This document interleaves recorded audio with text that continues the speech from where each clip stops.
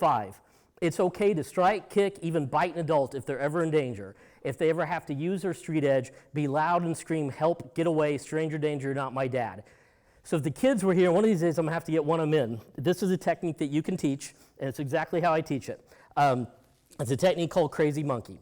Crazy Monkey is the silliest looking and the most important thing I teach. So we talked about the persuasion predator, and the kids understand this. This is verbal only, the persuasion predator. Rule number 1, the creepy guy and target, right? We've covered that. And then they run away, because we're wanting to get away as quick as we can, and then the bubbas will fly to the air and take the guy out.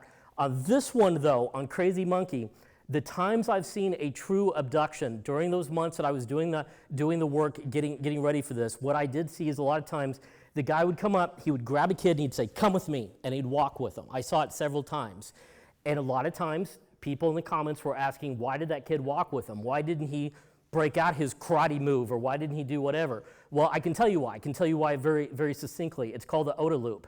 It's the same thing that's taught in active shooter training. It's observe, orient, decide, and act. It's an Air Force colonel came up with that in the 50s. That's why, just as a side note to help you understand this, whenever there's a training that whenever someone comes into active shooter training, when they come in and they're teaching to throw textbooks at them, there's science behind that. Is in their mind, they've already done their horrible deed over and over and over in their head.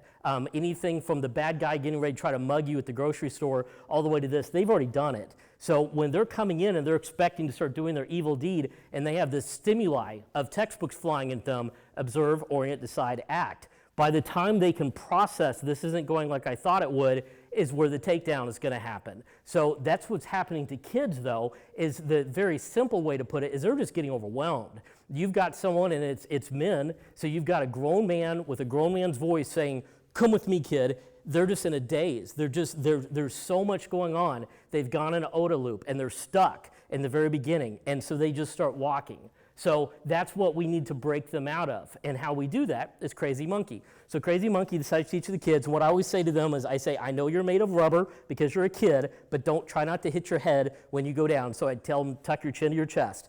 And this is their first class with me.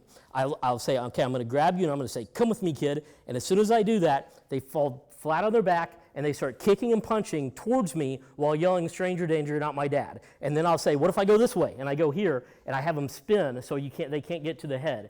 Trying to pick them up is like trying to pick up a combination of the Tasmanian devil and a hefty bag filled with water. I'm telling you, and I have been blasted. And if you think a 6-year-old can't hurt a grown man, my knee would argue with you about that, because those kids are pointy and they get good at this. But I tell them, and this is the key to this, once you teach them Crazy Monkey, so I tell them that as soon as you're my student, so there's a little tile floor, and I say, as soon as you step on the carpet, at any given time I may grab you, and I always say, I'm sneaky, I'm a black